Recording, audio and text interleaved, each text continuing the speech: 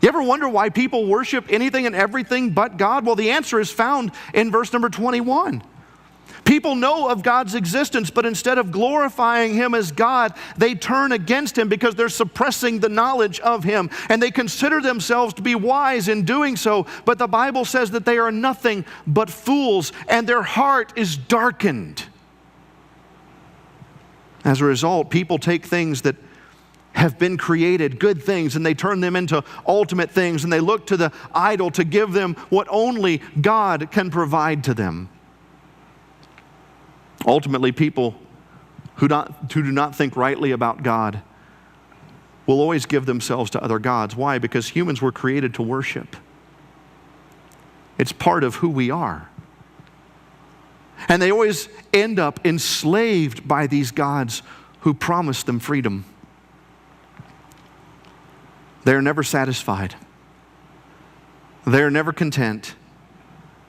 They never are given any real and lasting hope, and they live in utter darkness. That's one of the things that stood out to me when I was in Burkina Faso and then in Honduras and other places I've been, is just the darkness that exists in those places. This happens because they suppress the knowledge of the living God, and they begin to serve the creature over the Creator. And right about here, sometimes we in America begin to make mistakes. We in churches begin to make mistakes in our application of what Paul is writing here, because we begin to think of people worshiping little statues and other little things that are created by their hands around the world. And we fail to see that our heart is every bit as idolatrous as those in other countries. The reality is there are plenty of people who do not think rightly about God in this city, in the city in which I live, in the state of Ohio, in the nation, and in churches. Why? Because they do not think rightly about God. They give themselves to worship idols of their own making. Tim Keller defined an idol as anything more important to you than God, anything that absorbs your heart and imagination more than God, anything that you seek to give you what only God can give. Let me ask you, is there anything in your life that is so important to you, that is so essential to your life, that should you lose it, you would not feel as though life was worth living? Is it a relationship? Is it a child? Is it what you've amassed in a 401k or a mutual fund? Is it a house? Is it your job? See, whatever came into your mind at the moment that I asked that question just might be something that you unknowingly are living for. And it might be an idol that is keeping you from thinking rightly about God. It's the thing that you might be living for, the thing that you look to for fulfillment and joy, and you'd say, I don't want to live if I don't have that. See, idolatry is not just a problem for people in distant lands. We struggle with idolatry when we refuse to think rightly about God. And this is why every non-believer and every believer needs the gospel.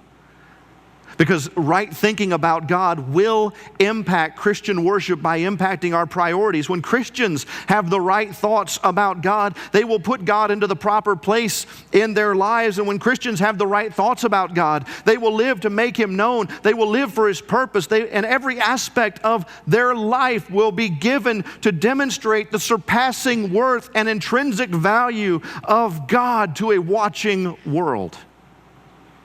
Many times the thing that keeps us from living that way are the idols that we build and place in our lives. And it hinders us from fully enjoying the mission of God in the world. But notice also, suppressing God impacts honor. See, when people suppress the knowledge of God, God surrenders them, or He gives them up to dishonor or degrade themselves. How do people dishonor themselves? Well, they become involved in unnatural sexual activities, which strips away all human dignity. The great curse that is listed here is the fact that they trade in the dignity that comes with being a created child of God for that which is unnatural. The words vile affections, they point to lusts that are without honor. One commentator wrote, when the knowledge of God is suppressed, the nature of man suffers, and it manifests itself in gross, unnatural acts. Now, I want you to see something.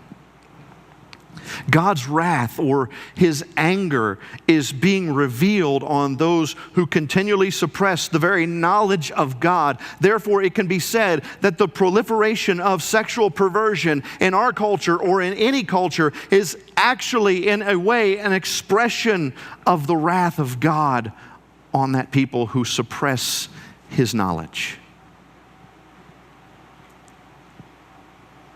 Why is our culture going the way our culture is going? Because as a nation, we have decided to suppress the knowledge of God. Don't talk about Him in the schools. Don't pray to Him. Don't be seen carrying a Bible. Keep your mouth shut at work. Don't come over to my house and start talking about your God. What is that? That is the natural bent of man, to take God and to suppress the knowledge of Him. And the outflow of that is perversion of every kind. It's part of God's wrath being poured out on people. But when people begin to think rightly about God, they begin to live for His honor, and they honor His design, and instead of looking to physical pleasure for any type of fulfillment, they begin to look to Jesus to meet their needs, realizing ultimately that He is the sufficient one, that He is the one who can give them what they desire the most, and that is that loving relationship of the creation with the Creator.